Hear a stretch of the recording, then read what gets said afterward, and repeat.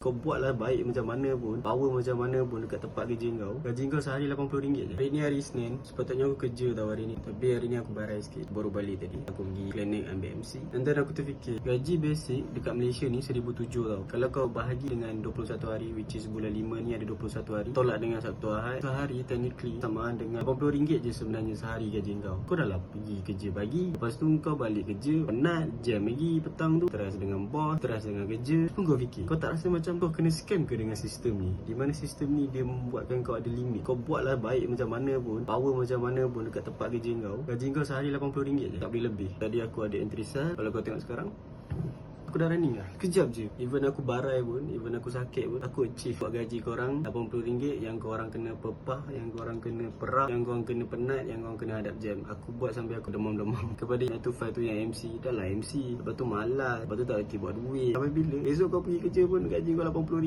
kat sehari. Aku tak salah kan 9 to 5. Sebab aku pun 9 to 5. Rezeki orang masing-masing betul. Ni diri aku. Tak nak hidup secara average. Aku tak nak hidup kena bergantung dekat bos aku bagi aku gaji. Kau tak nak ke macam tu? Kau tekan profile aku, tekan link kat bio, kan 3 titik kat atas, kau open browser, lepas tu kau masuk je. Kau tengok pekerja 9 to 5 ni, even dapat gaji, aku buat side income lagi. Trading, bukan work hard tapi work smart. Arai sikit tu, mam tu.